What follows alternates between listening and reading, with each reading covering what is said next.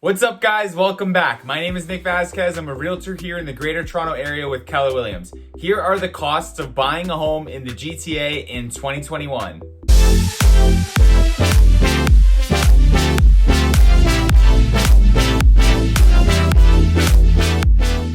In this video, we're going to talk about the major costs involved with buying a home in the GTA. We're going to try and keep this video short and to the point, as I don't want to be diving too deep into each topic. We'll be doing separate videos breaking down the topics more in depth, so keep an eye out for that. With that being said, if this video is helpful for you, please do me a huge favor and click that like button, hit that subscribe button, and if you're feeling extra generous, just tap that little notification bell. Let's get right into it. The first and biggest cost associated with buying a home is going to be your down payment. Unless you're planning to buy your next house with cash, you're going to need to get a mortgage, which involves having a down payment. The down payment's usually anywhere between 5 to 20% of the purchase price. If you're putting 20% down, that's considered a conventional mortgage, also known as a low ratio mortgage. And on the flip side, if you're putting less than 20% down, that's considered a high ratio mortgage, and there's more rules surrounding that. If you're going to go this route, then you'd have to get mortgage insurance. All that means is that you're going to have to pay an insurance premium on top of your mortgage. You're not going to have to pay for it upfront in cash, so don't worry about that. It'll just get blended into your monthly mortgage payment. So if you're putting less than 20% down, all that means is that your monthly mortgage payment is going to be higher than if you were able to put 20% down. Honestly, it's not a bad trade-off though, because it'll allow you to get into the market sooner. And as the old saying goes, the best time to buy real estate was yesterday. Now, what's the lowest you could put down? I did mention 5%, and that is the lowest you could put down, but there are rules surrounding that. You could put a minimum of 5% down on a house that's worth $500K, but if the house is worth $700K, then the rules change a little bit. For a $700K house, the lowest you could put down is 6.43%. I'll be doing a separate video explaining the whole down payment thing more in depth, so if you want to see that, make sure you're subscribed because that'll be coming out soon. Next up is the land transfer tax. This is a tax that's paid to the province, and you're gonna have to pay this fee every single time you buy real estate in Ontario. It's calculated as a percentage of the property value. The land transfer tax will be between 0.5% and 2.5% of the property value, and that number will change based on how much the house is worth. The way it's calculated is that the percentage of tax charged will incrementally increase based on how high the property value is. Higher property values mean higher land transfer tax. Now, important note here, if you're buying a house in Toronto in the 416 area code,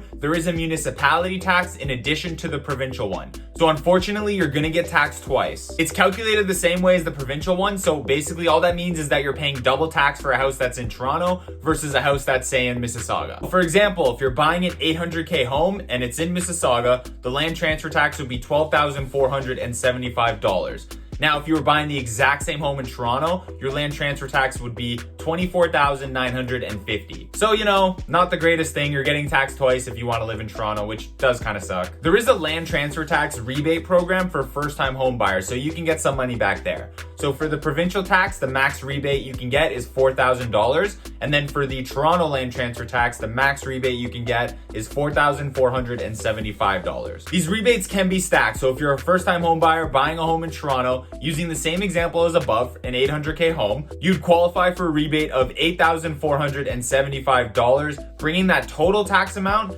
to $16,475. Then of course, if you're buying a home outside of Toronto and you're a first-time home buyer, then the max rebate amount you can get is just a flat $4,000. The third biggest cost involved with buying a home is the lawyer fees. The lawyers will be taking over once you have an accepted offer on a property and all the conditions have been met. They'll be doing things like reviewing the contract, making sure the title of the property is free and clear, there's no liens or fines. They'll be transferring your name onto the title, and they'll also be working out the adjustments for the utilities and the property tax. Lawyer fees usually range between $1,000 to $2,000 depending on how complex the transaction is. So those are the three big costs involved with buying a home, and then there's going to be a bunch of miscellaneous fees. So these fees would include things like title insurance, homeowner insurance, and any sort of loan or mortgage fees. The lender will almost always want to get an appraisal done of the house, so what they're going to do is they're going to get a third-party appraiser, they're going to send them out to the house and get a report from that appraiser, basically just telling them what the house is actually worth. This is just a safeguard for the banks. They just want to make sure that what you're paying for for the house is actually what the house is worth.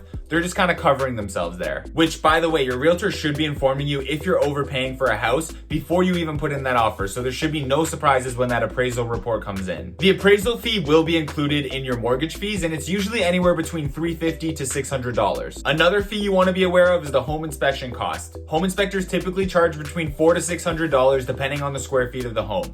Obviously, the bigger the home, the higher that cost is going to be. Home inspections are super important though, so this is money well spent. All in all, a good rule of thumb is you want to have 2 to 4% of the purchase price saved up in addition to your down payment just for all of these closing costs. You want to have 2 to 4% to cover the land transfer tax, the lawyer fees, the mortgage fees, and any other miscellaneous fees that go into buying a home. Obviously, if you're buying a home in Toronto, then your closing costs are going to be higher to that 4% just because you got to pay the land transfer tax twice. But if you're buying a home outside of Toronto, then 2 to 3% of the purchase price is more than enough to cover your closing costs. So for example, if you're buying a $500K house, ideally you want to have about $10,000 to $15,000 saved up for the closing costs. In reality, if you're a first-time home buyer, then that number will probably be closer to $5,000 to $10,000 due to the land transfer tax rebate, but it's always good to have more. On an $800K house, you'd want to have about $15,000 to $25,000. On a $1.2 million house, you'd probably want to have about $20,000 to $30,000, and so on. Just remember to save up an extra 2 to 4% in addition to your down payment, and you'll be good to go. You can also reach out to me and we can chat specifically about your situation and give you an accurate number of what your closing costs would look like. Anyways, that's gonna wrap this one up. I really hope this video was helpful for you, and like I said at the top of the video, we're gonna be breaking down some of these topics into separate videos so we can go more in depth in them. If you have any questions or you are thinking of moving to the Greater Toronto Area, please feel free to reach out to me. My contact info is below. You can hit me up whichever way works for you.